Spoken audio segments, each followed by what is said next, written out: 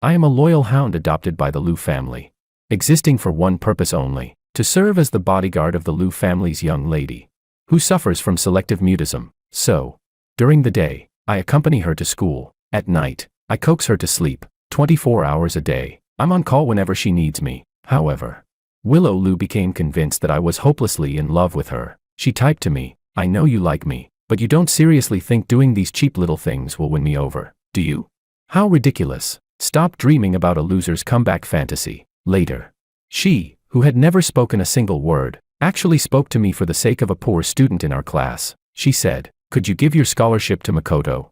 He needs the money more than you do." I didn't dare say a word. I gave it up. After all, I had just secretly taken 10 million from her father. Once the college entrance exam is over, I'll be going abroad to study. As for the money, and her, I won't be greedy for either. Chapter 1. Willow Liu had selective mutism. The Liu family tried every method imaginable, big ones, small ones, throwing money at the problem like water down a drain. Yet nothing could make her speak, until one time, when the Liu family went to an orphanage for a charity event and happened to run into me. I was fighting a whole group of kids much taller than me, all over a single piece of bread, brawling like my life depended on it. Willow saw this and suddenly pointed at me, forcing out a single word, "Help him." Those few short words sent the Liu family into indescribable joy. They immediately completed the adoption procedures. Just like that, I became Willow's study companion. Back then, she was skinny, tiny, and never spoke. At school, some unruly older students tried to flirt with her. When she didn't respond, they decided she was pretending to be aloof and picked an auspicious day to teach her a lesson.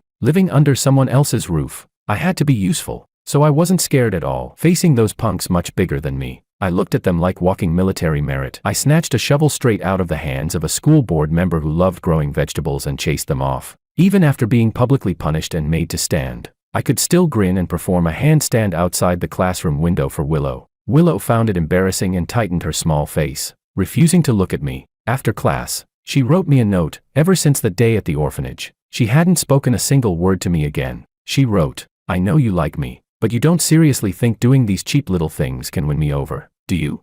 This is hilarious. Stop dreaming about some loser's comeback fantasy." No, what the hell? She was a rich young lady. I was basically a servant. If anything happened to her, I'd be finished too. Love and romance. How would I ever dare think about that? But Willow didn't care. She was convinced I liked her to the point of being hopelessly obsessed. So after having a nightmare in the middle of the night, she called me without the slightest guilt and woke me up. Half asleep, suppressing my irritation, I still got up, washed my face, brushed my teeth, and went to her room. The room was pitch dark. Guided by memory, I walked to the bedside. With one hand, I gently covered Willow's eyes. With the other, I reached for the bedside lamp. A few seconds later, I lowered my hand and found Willow's dark eyes staring straight at me. Her face was still a little pale. Her fingers tapped rapidly on her phone screen as she complained at me. "I just had a nightmare and couldn't sleep. I asked you to come read to me for a bit, and you actually brushed your teeth first. What a gross guy. You're overthinking things. I'm warning you, don't get any inappropriate ideas about me."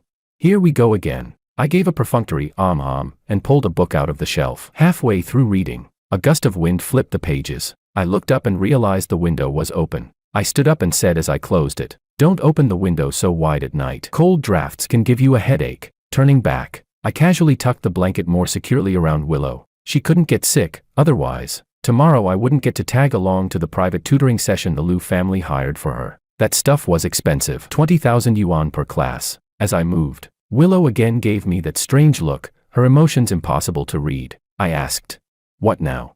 She wrote, "When it's time to fill out our college applications, I'll allow you to apply to the same university as me." She suddenly brought up the college entrance exam plans for a month later. I didn't react immediately. Willow grew impatient. Her phone nearly got shoved into my face as she wrote, "What? You don't want to? What right do you have not to want to? Being able to study at University C with me is your honor. Don't play hard to get with me. Besides, it's not like you're guaranteed to get into University C anyway." I took a deep breath and gently shook my head. "No, I'm just too excited." Hearing the answer she wanted, Willow let out a soft snort and closed her eyes. Chapter 2. I quietly slipped out of the room and closed the door behind me, only to run into the butler, who had clearly been waiting outside for a long time. He said, "Please." The butler handed me a cup of tea. I took it and immediately recognized the scent. It was the kind of tea the Liu family most often used to entertain guests. Mr. Liu sat across from me, rubbing his temples. The watch on his wrist alone was worth enough to buy an apartment in the most expensive part of the city center. The butler thoughtfully spread out a newspaper for him, smoothing it flat on the coffee table. The headline was eye-catching. Liu family heiress falls for small-time delinquent. Skips classes daily for dates. I was speechless. The truth was, some time ago, Willow Liu had offended the girlfriend of a so-called school tyrant. She was cornered on campus, and I'd helped her escape by climbing over a wall with her. I knew it. The misunderstanding came from Mr. Liu, who had just returned from an overseas business trip. He thought Willow liked me. That wasn't it. Just today, Willow had been planning to kick me into the underachievers class packed with spoiled rich kids, all just to make room in the elite class for a transfer student. The one Willow liked was the transfer student, Makoto, not me, George. But just as I was about to explain, a check was pushed across the table toward me. Mr. Liu spoke in a cold, detached tone. Aside from this small amount of money, once the college entrance exam is over, I'll send you abroad. All expenses will be covered by the Liu family. The price is that you never contact my daughter again. Can you do that? I don't want to see a repeat of scenes like you running into my daughter's room in the middle of the night today. Mr. Liu's gaze was heavy, the pressure subtle but unmistakable. I nodded and said, "Yes, Mr. Liu, I can." I put on a sorrowful expression, trembling as I accepted the check, then staggered unsteadily back toward my room, my steps light and hollow. Chapter 3. Sigh, damn, oh damn, woohoo. 10 million. I got so excited that I did a few squats on the spot and nearly passed out on the floor. Calm down. Life had officially turned into open wilderness now. I sat back down at my desk, thought for a moment, then took out my diary and carefully folded the check inside it. Once I had nothing to do, my mind suddenly wandered back to that promise about going to the same university as Willow. I didn't know why, but I cared about it far more than I should have. Looks like I'd be breaking that promise, though Willow probably wouldn't take it to heart anyway. After all, the way she looked when she had eyes only for someone else was still vivid in my memory, like something straight out of a teen idol drama. A girl strolling through campus, accidentally crashing into a boy's arms. As the boy bent down to pick up the necklace she'd dropped, starlight flickered in Willow's eyes. Her voice trembled as she forced out a sound, "Ma." Having not spoken for so long, her throat was hoarse. Embarrassed to the point that the tips of her ears turned red, she awkwardly twisted open the water bottle I'd given her and drank. She moved too fast, too flustered, soaking half her collar. After wetting her throat, she finally said it again. "Makoto, it's you." That very day, a post titled "Willow Spoke" exploded on the campus forum. One student commented, "Holy hell, what kind of medical miracle is this? The iceberg school beauty who's been mute for years speaks the moment she meets the transfer student. What kind of novel setup is this? I'm shipping it already." Another wrote, "Putting myself in George's shoes, your childhood sweetheart never once speaks to you, then opens her mouth for someone else. The sky would literally fall." Someone corrected them. "Let's be accurate, George is just a servant of the Liu family. At best, he's the young lady's bodyguard/study companion." Then someone else added, "I've hated George for ages, walking around with his back so straight every day, like he's some rich heir. Calling him a bodyguard/study companion is generous, he's just a simp." Another comment read, "Girls, who gets this? That satisfying feeling when someone you hate finally gets exposed to everyone." The harder people shipped them, the more vicious the attacks on me became. It was bizarre. I asked Willow to have the post deleted, since it was made by one of her gossip-loving close friends. But even though she could clearly speak now, she still chose to type to me, "Makoto just transferred to our school. He needs attention. Being known will make it easier for him to make friends. There's also something I want to tell you. He's actually the older brother who held my hand and escaped with me when I was kidnapped as a child. So what?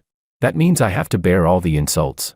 I was so angry I wanted to slap both of them across the face, but then I remembered I was nothing more than a freeloader living under the Liu family's roof. In a surge of rage, I slammed my phone hard onto the pillow, and just like that, the matter passed, but it stayed lodged in my throat like a bone. Sigh. In the darkness, I opened my eyes. I thought about Mr. Liu's promise to fully fund my studies abroad, and the check tucked inside my diary. My future. It was so bright, I couldn't fall asleep. Chapter 4. The next morning, I headed for the car with massive dark circles under my eyes, ready to go to school. The driver stopped me just in time and said, The young lady asked you to sit in the front passenger seat." I looked at Willow in confusion. She was leaning back in the rear seat, eyes half closed. Warm sunlight slipped through the window, gently brushing over her strikingly beautiful face. In the mornings, she was usually short on sleep. On the way to school, she would always nap, and she'd only feel at ease closing her eyes if I sat beside her, holding her hand. Did she not need me anymore?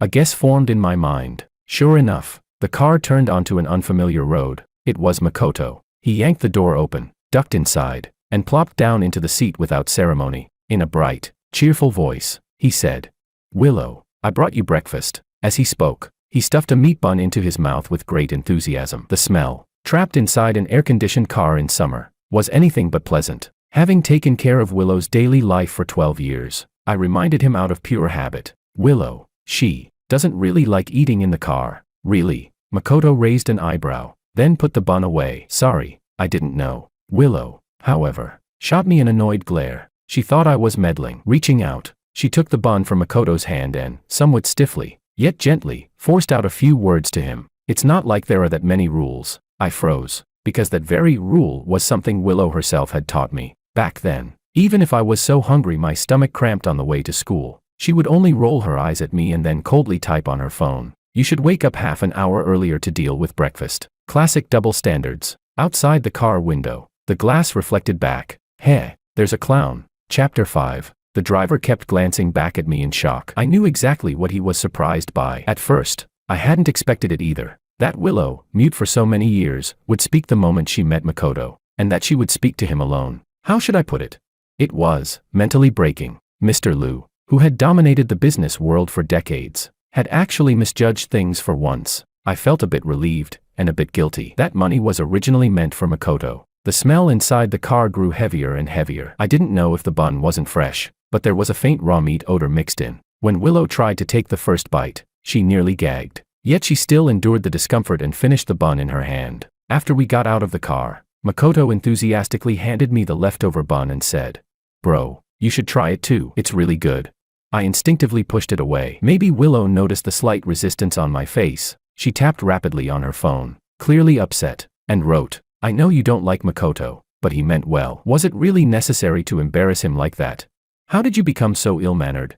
I remember you weren't like this back when you were at the orphanage." Makoto asked with a puzzled look. "Wait, George, are you really like what everyone says?" A guard dog the Liu family adopted for Willow Liu.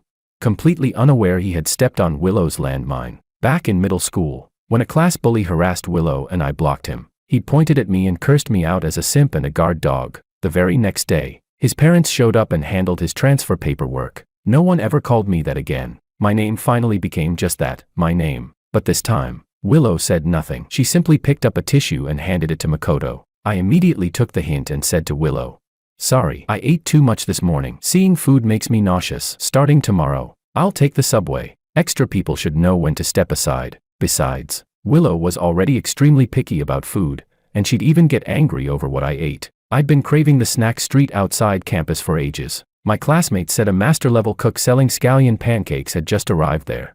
Yet Willow's expression turned even worse than when she'd just scolded me. She typed out a single line. "No, I don't agree. Proposal rejected." For no apparent reason at all. Chapter 6. After arriving at school, I went to the homeroom teacher's office first to handle the transfer paperwork, then returned to the classroom to clear out my desk. My classmates whispered among themselves. Seeing how Willow used to stick so close to George, I almost thought this kid had actually managed to date her. Someone else said, "Are you blind? Willow sticking to him. Didn't she already get him transferred to that bottom-tier trash class? I heard that class is full of spoiled rich kids who do nothing but clown around. If he transfers there, he'll probably get beaten until he drops out. Serves him right." This morning Makoto brought Willow breakfast, and he butted in saying Willow doesn't like eating in the car. The way he said it, if you didn't know better, you'd think Willow was his girlfriend. Total failed flex. The Liu school beauty didn't even hesitate and ate the breakfast Makoto brought her. What a brain-dead simp. Pure clown behavior. The very next second, smack, Willow slapped that person hard across the face. She stood in front of him, glaring viciously, as if she wanted to bore 2 holes straight through him with her eyes. I truly couldn't understand women. She'd just been belittling me this morning, and now she was pulling this. Forget it. I grabbed Willow by the arm. Big break's about to end. I need to hurry back to my new class. Willow looked up at me. Her pale, jade-like fingers tugged lightly at my sleeve. As always, she typed instead of speaking. She wrote, "The college entrance exam is almost here. You'll only be in class 13 for 1 month. It'll be over quickly. Makoto's foundation is weak. He needs our class's slot to catch up. Your basics are stronger. You'll do fine in any class. After the exam, I'll come find you.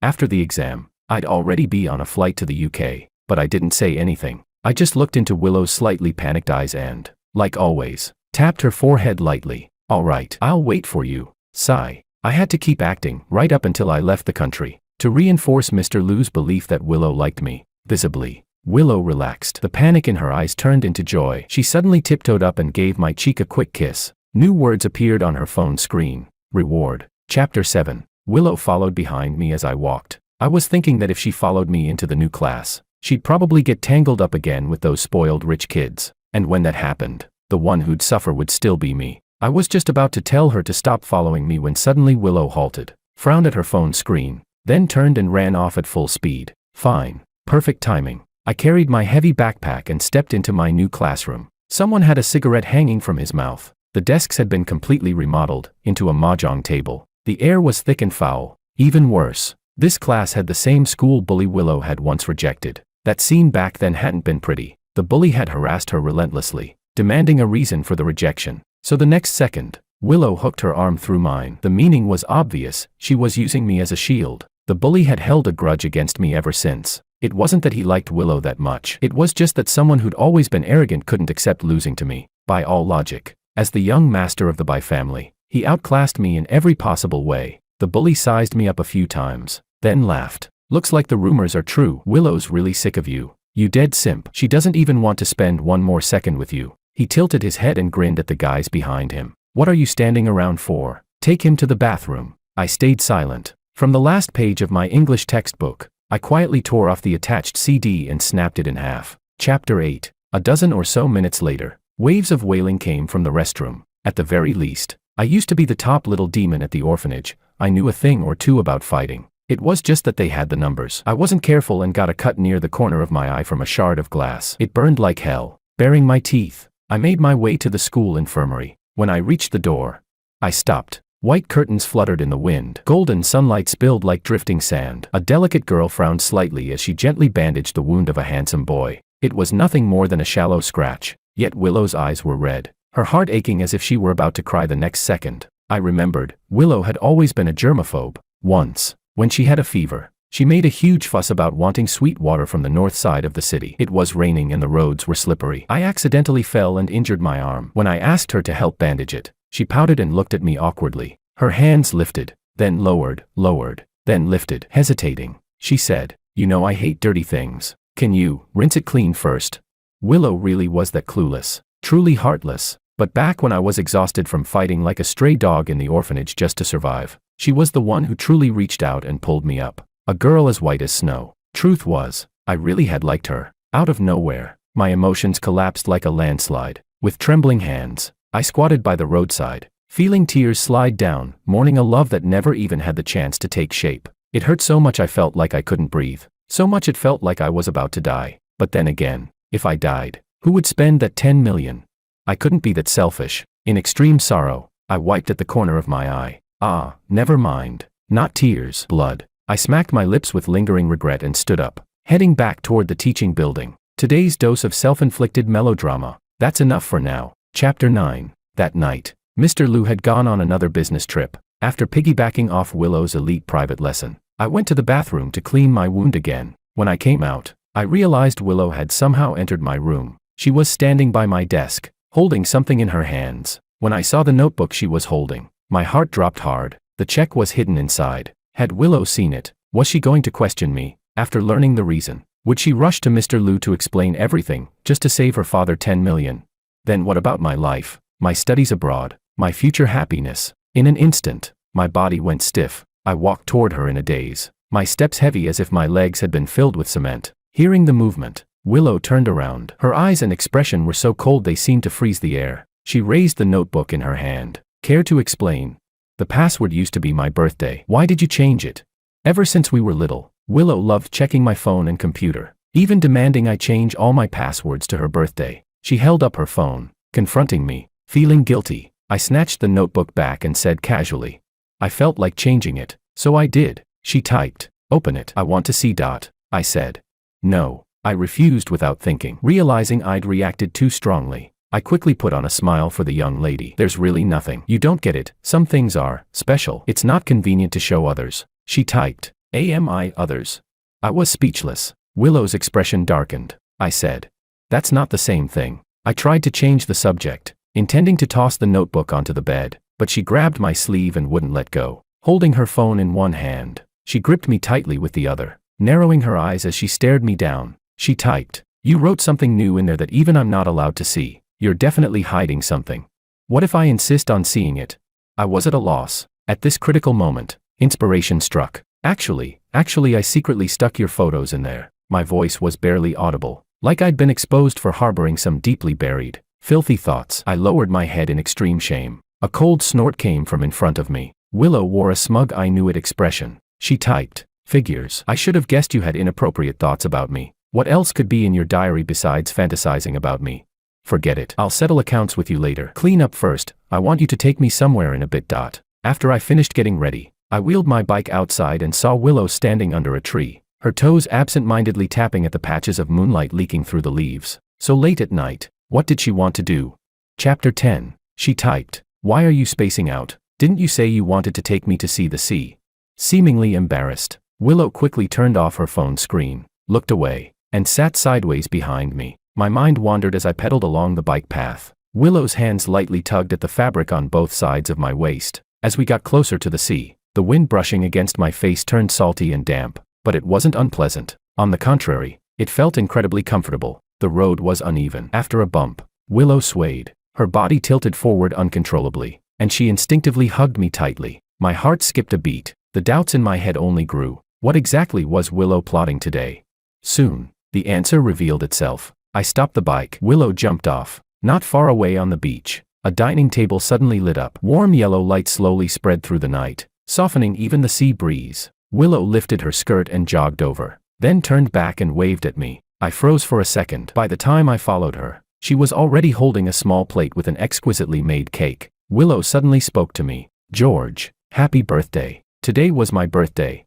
If she hadn't said it, I would have completely forgotten. The candles were already lit. Across the candlelight, I met Willow's sparkling peach blossom eyes. For a moment, I felt dazed, but urged by her, I closed my eyes to make a wish. I thought, after I finish my wish, I'll tell Willow that I like her. The kind of liking where no matter how willful or dramatic she is, I still find her adorable. Lately, my heart had been aching non-stop, and I'd been numbing myself with money. Now, I didn't want that 10 million anymore. I wanted our 12 years together. This must be what they call love stronger than gold. But before I could open my eyes, Willow's cool voice rang out. She said, "Are you satisfied now? So can you return the scholarship to Makoto? He needs that money more than you." Holy shit. I opened my eyes. My first thought, Willow spoke to me. My second thought, no wonder AI can't replace humans. Just now I'd been acting on impulse. 10 million gone just like that. Am I not supposed to live anymore? Willow said sarcastically. "From childhood till now, 12 years, you've always said you wished I'd say, 'Happy birthday,' to you, right? Well, today I said it. How was it? Did you like it? Or do you want me to say it more gently?" She looked indignant. "And I already agreed to go to the same university as you. What more do you want? Besides, all these years you've been adopted by the Liu family, living in a villa, riding luxury cars. Isn't that glamorous enough? Do you really have to fight Makoto over that 8,000 yuan scholarship?" She kept rambling on. A mute finally speaking, cut her some slack. I nodded along as I listened, even took the time to blow out the candles, cut the cake, and handed her a slice topped with strawberries. I said, "Maybe it's because you haven't spoken in so long, your voice sounds a bit stiff. Want some cream to smooth your throat?"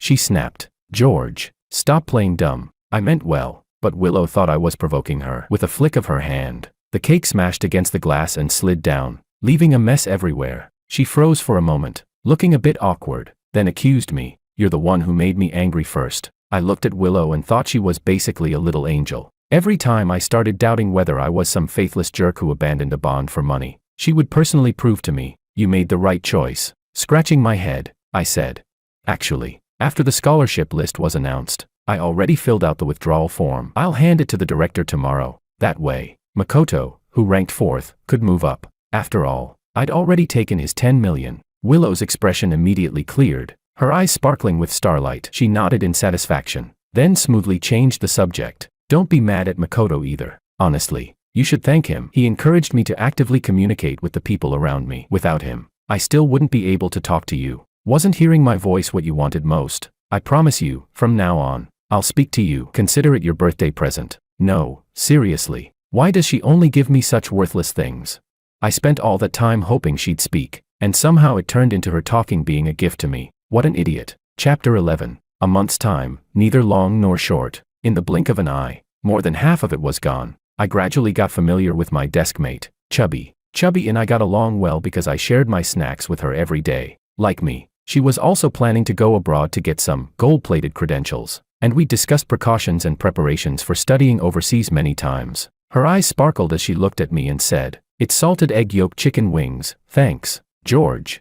The cafeteria auntie's hands shook like they were glitching when they served food, and Chubby often didn't get enough to eat, so I'd regularly share some of mine with her. But today, just as I handed the chicken wings to Chubby, a hand suddenly reached out, yanked the tray away from in front of me, and dumped it straight into the slop bucket without a word. She said, "George, who gave you permission to eat with another girl here?" Willow bit her lip, her face full of resentment as she swept her gaze over Chubby, then landed it on me. Her tone was sharp with displeasure. "The college entrance exam is almost here, and you're still flirting with girls. If you don't get into University C, don't expect me to wait while you repeat a year. Come with me." Willow grabbed my arm and tried to drag me away, but Makoto stopped her, annoyed. Willow snapped, "Move, you're so annoying." It was rare for Willow to lose her temper with Makoto, but the very next second, she regained her composure. She took a breath, lowered her voice, and said, "Sorry, Makoto, I'm in a bad mood today. I just want to ask George something. Can you wait for me for a bit?" Makoto scratched his head and said, "No, I wasn't trying to stop you. I just wanted to ask, if you're not eating it, can you give the meal to me?" His eyes were fixed tightly on the tray. I was speechless. At that moment, I seriously started wondering, did Makoto really just say whatever popped into his head? Was that time he called me out actually a genuine question? Sure enough, Willow choked on her words for a second. Before leaving, she pushed her own tray toward Makoto and said, "Eat." Chapter 12. Once we left the cafeteria, Willow couldn't wait to interrogate me. "George, aren't you disgusting?" I felt like her temper was even more incomprehensible than the final big question on a math exam. After thinking for a moment, I asked, "What did I do?" Willow rubbed her face in frustration and snapped, "What did you do? You tell me what you did. We're at the final critical stretch, and you're still acting improper, flirting with some girl. You even have to stick together while eating. Do you know the forum's already saying you two are together? I guess you must be desperate, someone of that quality, and you can still bring yourself to go for it. What kind of nonsense was that?" Lately, thanks to Chubby's loud morning reading, I'd been sleeping much better during early study sessions, so I replied without thinking, "She's my friend. I won't let you talk about her like that." Willow was even more displeased. "You're actually defending her now? I didn't come here today to listen to you praise some great friendship," she said. "Keep your distance from other girls. Did you hear me? George, stop picking your nose, I'm talking to you." "Fuck, so now you're really showing off that you can talk, huh?" I said slowly. "I'll say it one more time. Chubby is my friend." I met Willow's gaze and enunciated every word. "Miss Lou, from the time I was little until now, I've followed you around like a shadow. My whole world was you and the Lou family. I barely even had friends. That's why so many people say I'm just a guard dog raised by the Lou family. You know that, don't you?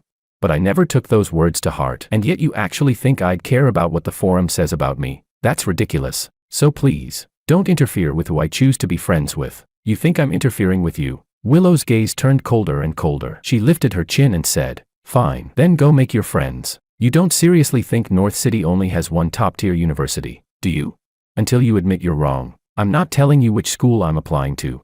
She threw out those words like a threat and turned away in anger. What she didn't know was, at this point, I no longer cared which university she was going to. Chapter 13. When I returned to the classroom, Chubby had already moved away from my seat. When our eyes met, she avoided my gaze, looking full of guilt. It wasn't what she wanted either, but she was afraid of provoking Willow. I understood. Losing a friend like that put me in a slump for a while, but I quickly pulled myself together and threw myself back into studying. After all, the better my college entrance exam results were, the easier it would be for Mr. Lou to pave the way for me abroad. By the day of the exam, Willow was still angry. She sat in the car, watching me coldly. Just as I grabbed the door handle, she suddenly told the driver to drive. I almost got dragged down, choking on exhaust fumes. What a schemer. She really had the patience to wait just to get back at me like this. I decisively took out my phone and called a taxi. Later, after the exams ended, I couldn't really say why, but I deliberately slowed down while packing my bag, stalling for an extra 5 minutes. "Let's go. It's time to head to the airport," the secretary reminded me. I nodded. Outside the school, a crowd of reporters had surrounded Willow and Makoto for interviews. After all, handsome guy, beautiful girl, perfect clickbait for the internet. As the car passed by, Willow caught sight of me. She rolled her eyes, then hooked her arm around Makoto's and smiled shyly at the cameras. Yes, she said softly. He's my boyfriend. I smiled faintly and mouthed the words, congratulations. After this, we won't be seeing each other again. Willow. Extra, Willow. In Willow's memory, George had loved her desperately. Even when pretty girls wrote him love letters and confessed to him, George would look at her, then politely refuse with an apologetic face. Sorry, I have someone more important to take care of. If that wasn't love, then what was? Until the first time George snapped at her, for that girl. Why? Willow couldn't swallow that anger, so she deliberately didn't go looking for George after the exam. Instead, she admitted she was with Makoto right in front of him. Did she really like Makoto? Don't be ridiculous. Willow knew very well, she only saw Makoto as an older brother. But as long as it made George feel bad, that was enough. What expression did he have back then?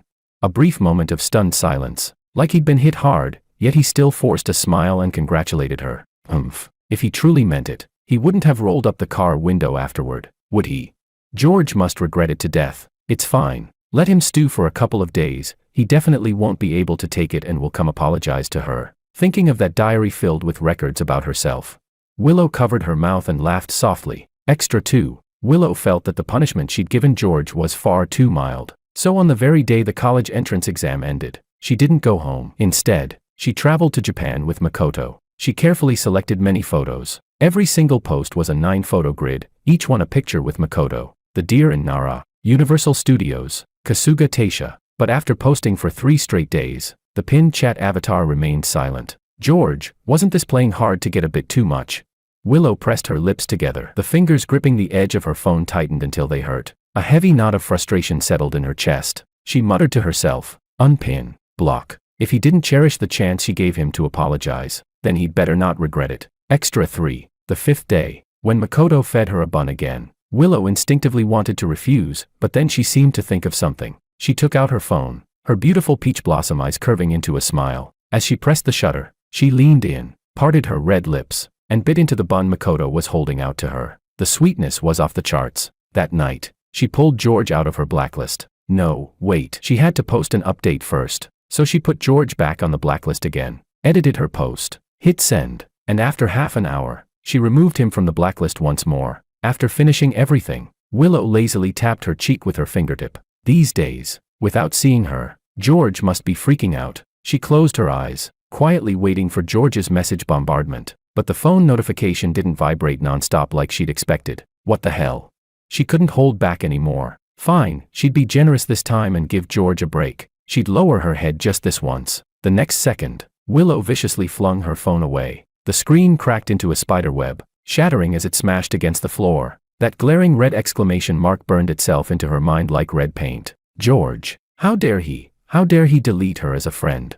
Something must have happened. With trembling hands, Willow booked the fastest flight back home. Extra 4. Willow got home in the middle of the night. The first thing she did was rush into George's room. Empty. So empty it was as if no one had ever lived there. Right. How could she have forgotten? George had been adopted by the Liu family when he was young. The contract back then clearly stated that once he reached adulthood, he had to leave. Then, it had to be Pablo Liu, that damn old man, who had kicked George out. Furious and panicked, Willow raised her hand and banged hard on Pablo's bedroom door. The door opened. With red-rimmed eyes, she shouted, "You kicked George out."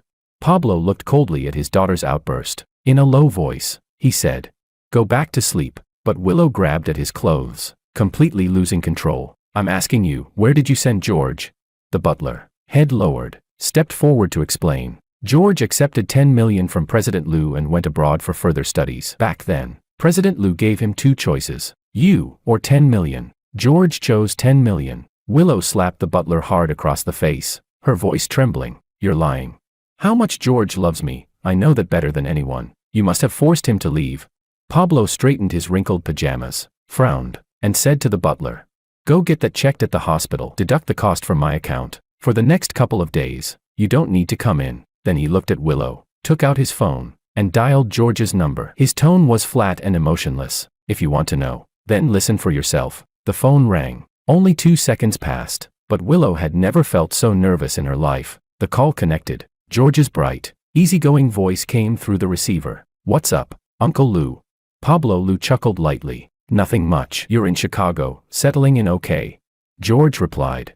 Yeah, I'm adjusting well. Everything's good. Thanks to the teachers you introduced me to. Uncle Lou, I'll be enrolling soon. Willow snatched the phone, disbelief flooding her voice. George, what do you mean by that? Did my dad force you to leave? You didn't actually want that 10 million, did you?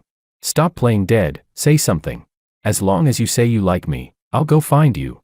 There were 2 seconds of silence on the line, then his voice came again. No, Willow, I took the money on my own initiative, and I left you on my own initiative. No one forced me. Willow refused to accept it and pressed on, her voice shaking. But didn't you always like me? Ever since before? George replied calmly. Anyone, when offered an astronomical salary, will do their duty and satisfy the employer's requirements. Willow's voice trembled. So you're saying, to you, I was just an employer? George sighed softly. Don't make a scene. It's late. Get some rest. I'm very satisfied with my life right now. The unspoken message was clear. Don't come and disturb his life. Willow clenched the phone, tilting her head back. The harsh overhead light pierced through the gaps between her fingers, stabbing at her eyes. She raised her hand and covered her eyes with the back of it. She laughed, and as she laughed, tears suddenly spilled out. So that was it. George had never liked her at all.